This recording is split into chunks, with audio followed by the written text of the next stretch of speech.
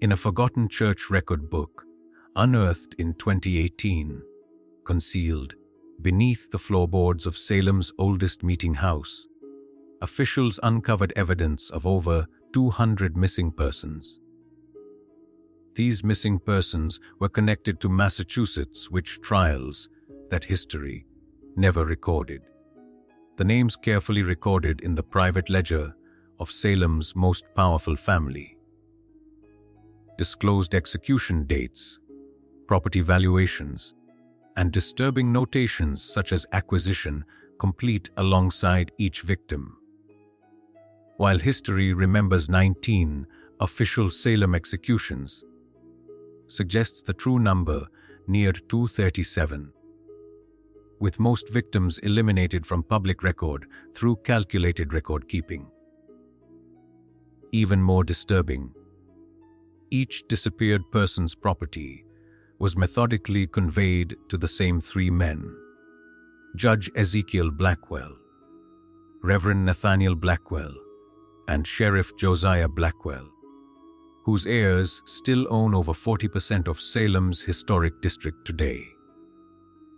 The most unsettling detail, the final entry, dated October 1720, contains only 5 words next to a young woman's name: Mercy Blackwell.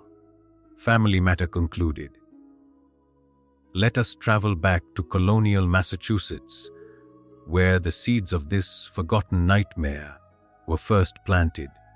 The year 1692 marks not just a dark chapter in American history, but the beginning of a conspiracy far more sinister than most historians dare acknowledge. Salem in 1692 was a community seized by fear. Nestled among the dense forests of Massachusetts Bay Colony, the settlement of roughly 500 souls adhered to rigid Puritan convictions. These convictions served as safeguarding against both the wilderness surrounding them and the suspected evils dwelling within their presence. The village comprised a central meeting house, several dozen wooden homes clustered nearby, dispersed throughout the surrounding countryside. The Puritan faith controlled every aspect of daily life, with strict adherence required from all community members. The Blackwell family held a position of unparalleled power. 2-story home stood directly across from the meeting house. Its glass windows, a rare luxury in the afternoon sun. Judge Ezekiel Blackwell, the eldest brother at 46, presided over the local court with steadfast authority. His deep, set eyes overlooked nothing, were regarded as final as scripture itself. Despite his comfortable living, he wore simple black attire, preserving the facade of Puritan modesty while covertly accumulating power. Reverend Nathaniel Blackwell, 2 years younger than Ezekiel, proclaimed fire and brimstone sermons each Sunday that left the assembly shaking. His voice could transition from a whisper to a booming roar that seemed to shake the very rafters of the meeting house. With his gaunt frame and intense gaze, many thought he could see directly into a person's soul to identify the smallest corruption. Sheriff Josiah Blackwell, the youngest brother at 41, implemented the laws his brothers created and explained. A strongly built man with a constant frown, he carried a unique carved walking stick that many alleged had broken more bones than any other weapon in Essex County. Together, these 3 men governed every aspect of Salem's governance, spiritual direction, and law implementation. But Salem was changing. New merchants were creating businesses, creating competition for the Blackwells' trading interests. Families such as the Putnams and Proctors, were gaining power, threatening the brothers' iron grip on the community. Something needed to be done to preserve their position, and the first whispers of witchcraft provided the perfect opportunity. 1691-1692 had been unusually harsh. Food stores ran low, illness spread through cramped households, rose as families struggled to survive until spring. In the Reverend Blackwell's home, his 16-year-old niece, Mercy, the growing anxiety with quiet concern. The daughter of Ezekiel, she had been raised in her uncle's home after her mother's death in childbirth, receiving an education unusual for a young woman of the time. Mercy could read and write not only English, but also some Latin. She employed keeping records for her uncle's church. With her copper-colored hair always carefully covered by her cap, as Puritan modesty demanded, and thoughtful gray eyes, Mercy moved through Salem like a quiet shadow, observing much, but speaking little. She dutifully recorded baptisms, marriages, and deaths in the church ledger, never questioning why her uncle sometimes instructed her to make entries in a separate, smaller book that he kept locked in his personal desk. At night, she would often hear her father and uncles talking in hushed tones in her uncle's study, their voices occasionally rising in what sounded like excited planning before falling silent when anyone approached. On a bitter February evening, as Mercy carried firewood to her uncle's study, she paused outside the door, hearing her father's voice raised in unusual animation. "The Porter widow's land adjoins the river access we need. With her husband gone, she'll never preserve it properly," Ezekiel was saying. "She refused to sell to me twice now," replied Josiah, his deep voice tinged with frustration. "Perhaps," said Nathaniel, his tone measured and cold, "the widow Porter might soon face troubles of a different nature. I've heard disturbing reports of strange behavior. Times such as these require vigilance against the devil's power." A chill that had nothing to do with the winter cold ran down Mercy's spine as her uncle's laughter mingled together. 2 weeks later, when the first accusations of witchcraft erupted in Salem village, Mercy couldn't help but remember that conversation and wonder at the coincidence spread like wildfire through the dry kindling of Salem's fears. Young girls writhing on the meeting house floor, claiming invisible torments. Respectable wives suddenly named as consorts of Satan.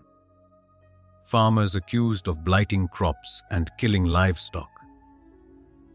And at the center of it all stood the Blackwell brothers. Ezekiel solemnly presiding over hasty trials, Nathaniel providing theological justification for the proceedings, and Josiah dragging the accused from their homes in the dead of night. What began with 3 accused witches in February swelled to dozens by May. The jail overflowed with frightened prisoners awaiting trial. The community fractured as neighbor accused neighbor, suddenly recast as evidence of malefic power.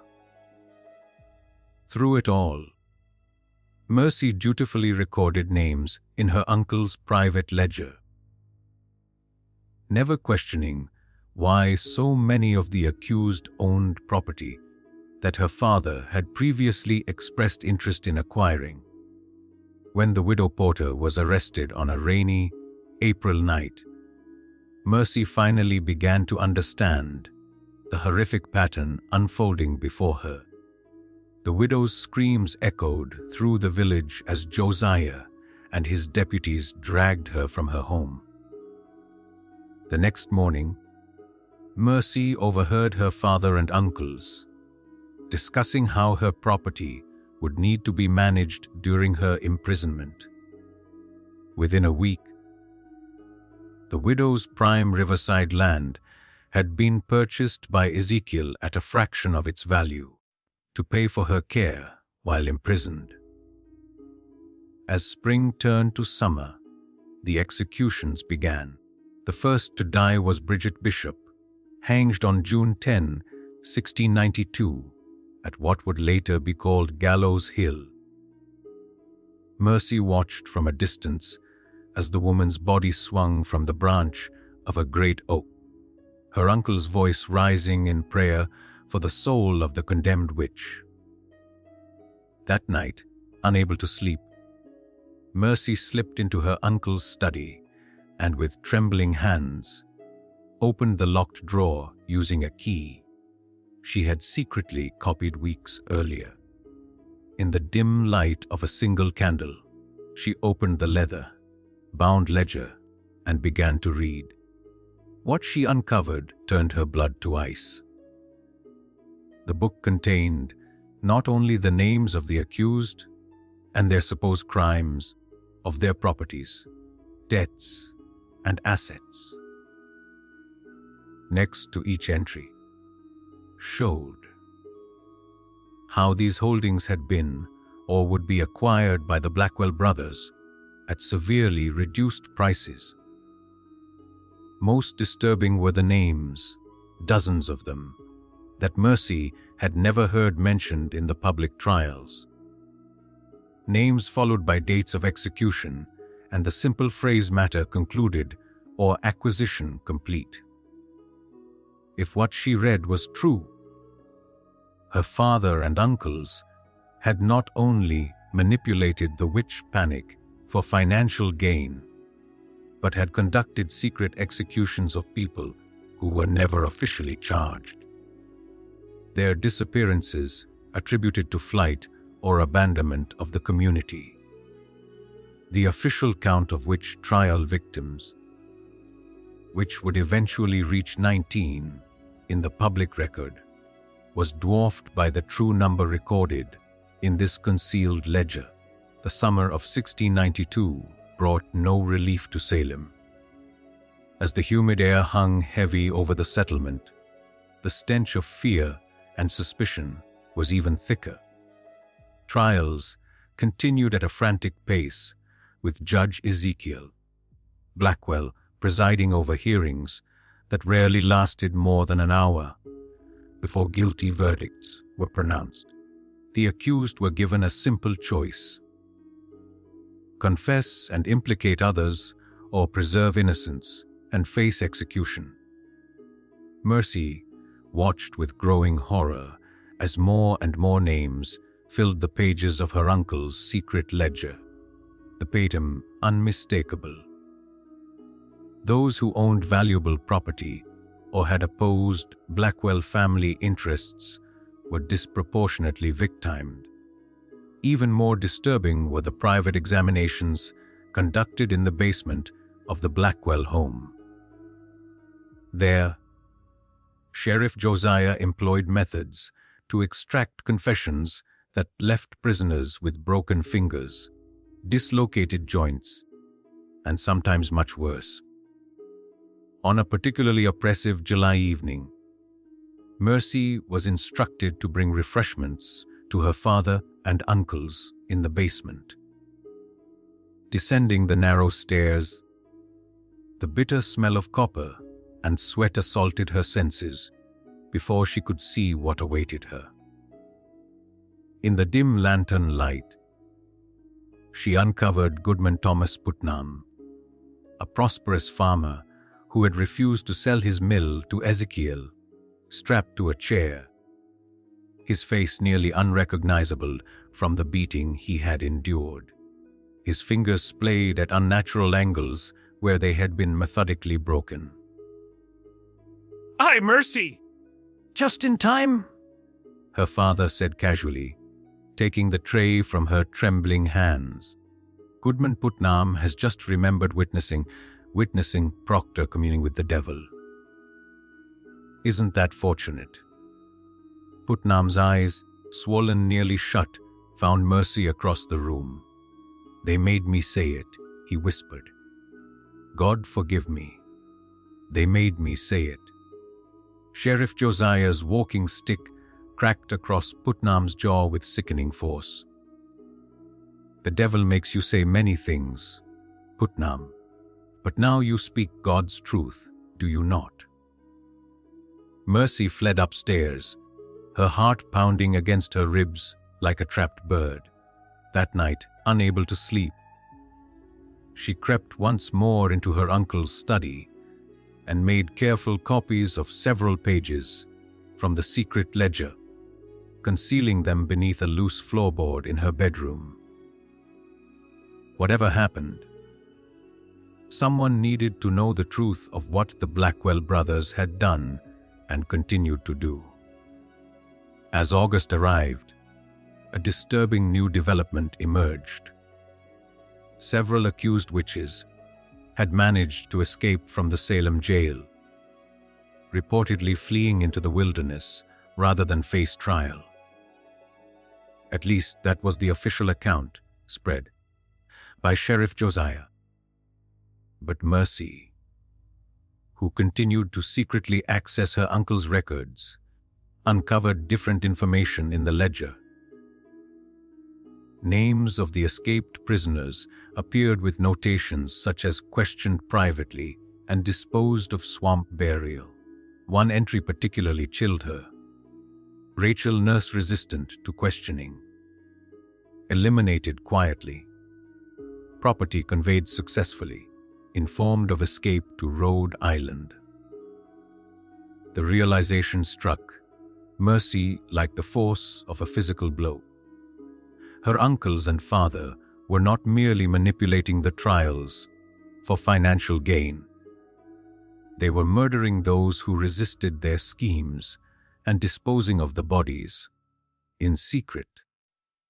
The official witch trial executions were only the public face of a much larger, more sinister operation.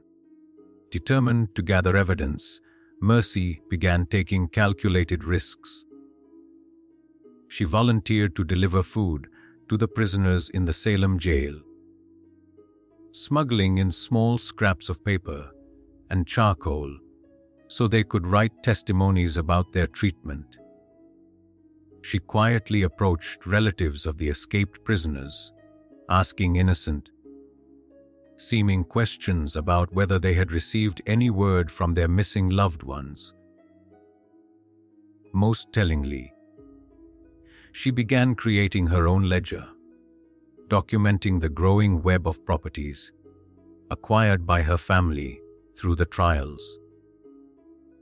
By September, the Blackwell brothers had accumulated substantial holdings throughout Essex County. Ezekiel now owned 3 mills, extensive farmland, and several commercial buildings in Salem town. Reverend Nathaniel had acquired 2 rival churches' properties and the lands surrounding them. Sheriff Josiah governed much of the riverside property, giving him effective command over shipping access. Their wealth had multiplied exponentially in just 7 months, but opposition was growing.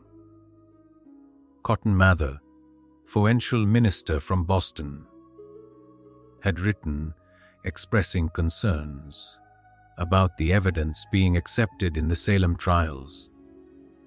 Several prominent citizens had begun to question the proceedings after respected community members, such as Rebecca Nurse and John Proctor, were executed, despite character testimonies in their favor. Sensing the changing tide, the Blackwell brothers accelerated their efforts.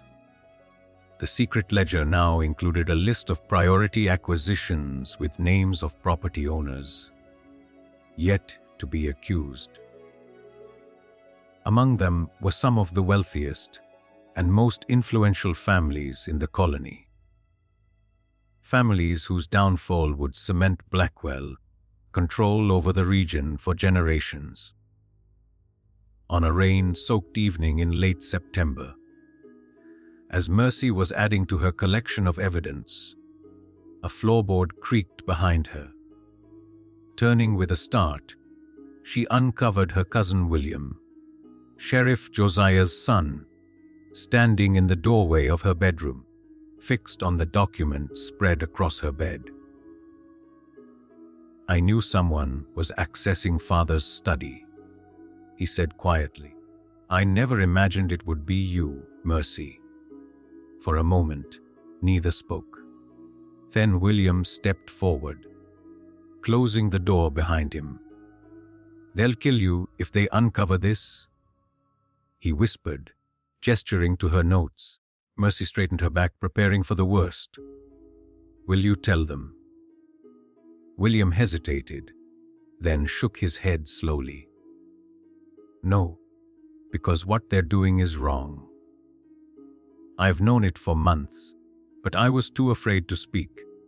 He sat heavily on the edge of her bed.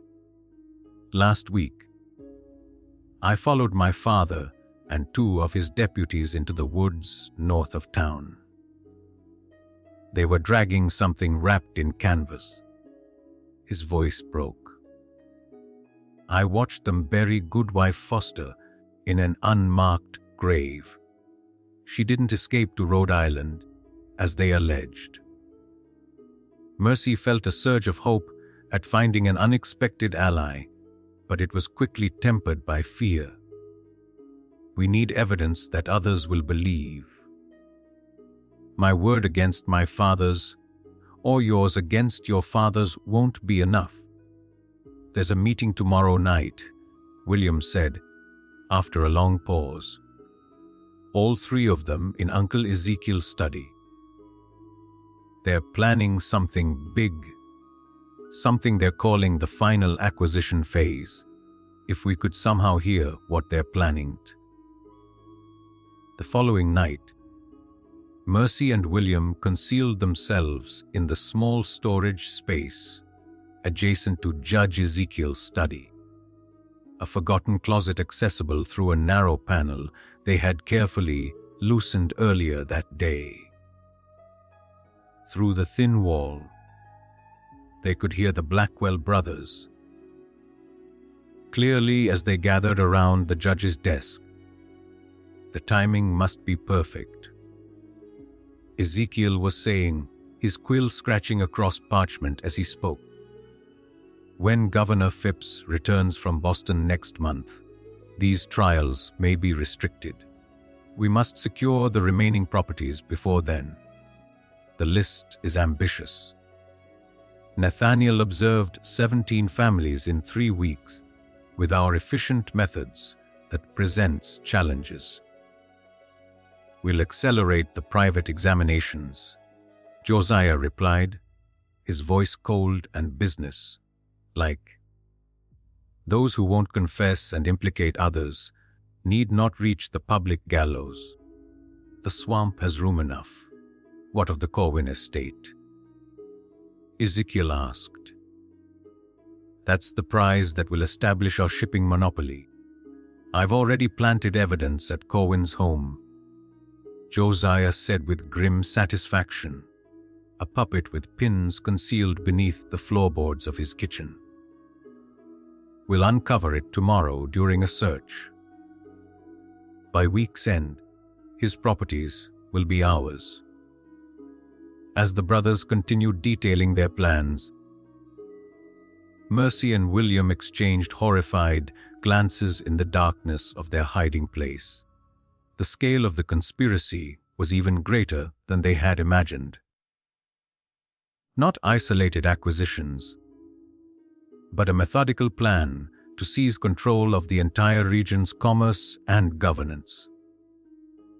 When the meeting concluded, the cousins slipped away to the safety of the stable, where the stamping of horses would mask their whispers. "We need to get this information to Governor Phipps directly," William insisted. "My father has men watching all the roads through the forest. I could reach Boston in 2 days if I leave tonight." Mercy shook her head. "They'd notice your absence immediately. I should go. They pay less attention to my comings and goings. It's too dangerous for you to travel alone. More dangerous to remain," Mercy countered. "Tomorrow they plan to search the Cohen home for that planted evidence. What if they decide to search our rooms as well? They'd uncover everything." After heated debate, they reached a compromise. William would create a diversion the following evening. Something that would draw attention to the North Road, while Mercy slipped away south toward Boston with their evidence. She would take her documentation, including copied pages from the secret ledger, directly to Governor Phipps. The next day passed in excruciating slowness as Mercy made careful preparations, concealing documents in the lining of her cloak and securing a small packet of food. As dusk approached, William departed on his errand, promising to start a small fire in an abandoned barn north of town, enough to draw attention, but not endanger anyone. Mercy waited for the alarm to sound, her small travel sack concealed beneath her bed. But as the church bell began to toll, signaling an emergency, her bedroom door burst open. Sheriff Josiah stood in the doorway flanked by 2 deputies, his face twisted in cold fury. "Mercy Blackwell," he intoned formally, "you are hereby charged with witchcraft and conspiracy against godly authority." Behind him appeared her father and uncle, unreadable. "Search her room," Ezekiel ordered. "The devil leaves evidence of his power, with practice efficiency." The deputies tore apart her small chamber, quickly discovering her concealed documents and the travel sack. Josiah examined the papers, his face darkening with each page he reviewed. "It seems my niece has been quite busy," he said. The documents to his brothers, recording her meetings with the Dark One, planning to spread lies about godly men. "How did you know?" Mercy whispered, her voice barely audible. Ezekiel stepped forward, his cold eyes fixing on hers. "William has always been a loyal son. Did you truly believe he would betray his family for a foolish girl's fantasies?" Struck Mercy like a physical blow. She had trusted her cousin completely, never imagining he would lead her into a trap. "Take her to the special holding room," Nathaniel instructed. "Examination immediately. By morning, I expect she'll be eager to confess her sins and name her accomplices." As the deputies dragged her from the room, Mercy caught a glimpse of William standing in the shadows of the hallway, his face expressionless. Only the slight trembling of his hands betrayed any emotion as he watched his cousin being taken away. The special holding room was in fact the root cellar beneath the meeting house, a damp windowless space where the Blackwells conducted their most private interrogations.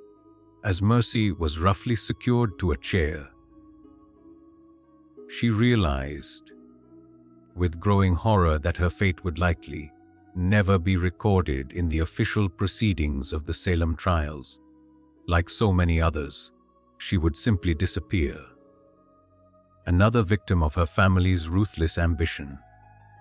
Ezekiel entered alone, closing the heavy door behind him. In his hands, he carried the leather, bound ledger that had started Mercy's investigation had such hopes for you, he said quietly, placing the book on a small table. Intelligence and obedience, a rare combination, very useful to our family's future. How many? Mercy asked, finding her courage. How many innocent people have you murdered for their property? Ezekiel shrugged as if the question held little importance. People die in times of crisis, some publicly as examples, others more discreetly, when public executions might raise uncomfortable questions. He opened the ledger to its final pages. The official record will show 19 executions when this business concludes. The actual number, he smiled thinly. Let's just say the Blackwell legacy will be secure for generations. You won't get away with this, Mercy insisted, though her voice wavered. Governor Phipps will investigate. Others are already questioning the trials. Any investigation occurs, evidence will be scarce and witnesses scarcer still. Ezekiel picked up a quill and dipped it in ink. Now I have a final entry to make in this book. The question is, what shall I write next to your name, daughter? The tension in that root cellar would mark the turning point in Salem's darkest chapter, though few would ever know the full truth of what transpired there. As the events in Salem reached their climax in October of 1692, a remarkable confluence of circumstances altered the course of history. Governor William Phipps, returning early from Boston, issued a proclamation forbidding further arrests based on spectral evidence. Though Mercy's whereabouts remained unrecorded in any official document from the period, a mysterious letter reached the governor's office just before his declaration, containing detailed evidence of judicial misconduct and property seizures connected to the trials. The turning point came on October 29, 1692, when the Blackwell brothers' private ledger was unearthed by colonial officials during an unannounced inspection of court records. The brothers disappeared that same night, along with several deputies loyal to Sheriff Josiah. Rumors spread that they had fled to Virginia or perhaps the Caribbean, taking substantial wealth with them. For decades, the full extent of the Blackwell's crimes remained concealed. The colony, eager to move beyond the shame of the witch trials, focused on the 19 official victims rather than investigating disappearances that might reveal a more extensive conspiracy. Families of the missing were left to wonder what had truly happened to their loved ones, many accepting the official explanation that their relatives had fled the colony in fear. It wasn't until 1720, nearly 30 years after the trials, that a startling discovery brought the Blackwell legacy back into focus. Workers renovating the old Salem meeting house unearthed a concealed chamber beneath the main floor, a room whose walls were scratched with dozens of names and dates.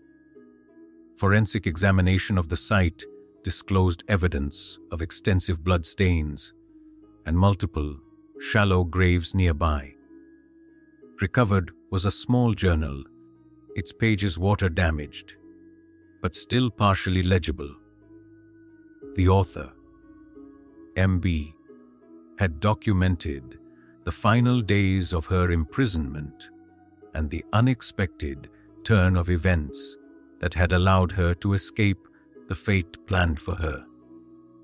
Though many pages were illegible, one passage stood out with disturbing clarity.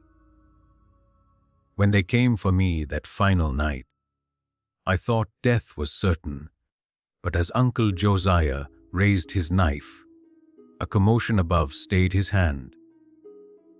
William appeared at the cellar door, not as betrayer, but as savior, having alerted the governor's men to our location. In the chaos that followed, I witnessed what I can only describe as divine justice. My father and uncles, architects of so much suffering, fleeing like common criminals into the darkness. I know they will not stop.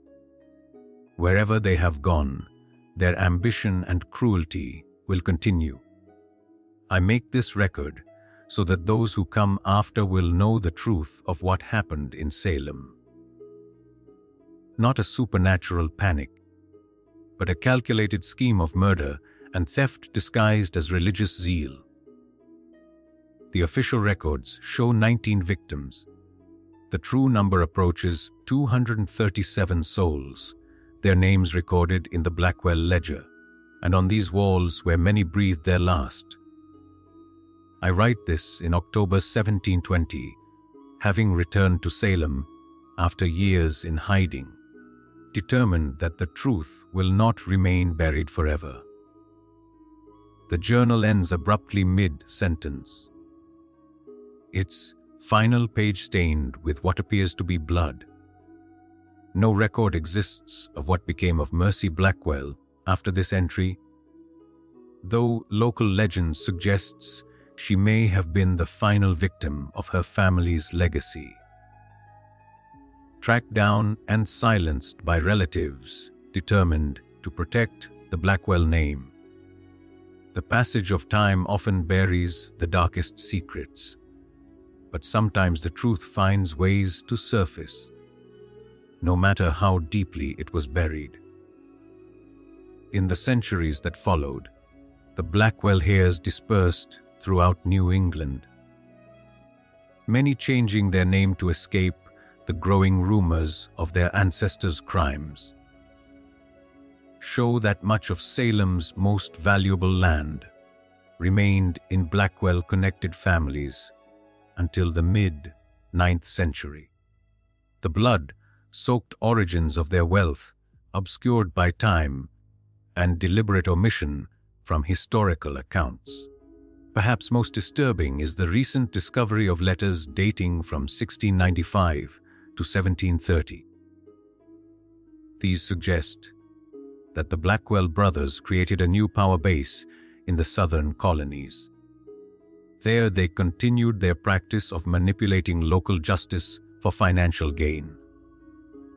Subsequently, reports of disappearances and unexplained property transfers followed their movements like shadows, though no formal charges were ever brought against them. Today, the Salem witch trials remain one of America's most infamous miscarriages of justice. But the traditional narrative captures only the public face of a much darker conspiracy. While scholars debate the exact number of victims and the full extent of the Blackwell's crimes, the evidence points to a methodical campaign of terror and acquisition that far exceeded the official record. This mystery shows us how the most terrifying monsters in history are not supernatural beings, but humans driven by greed and the lust for power.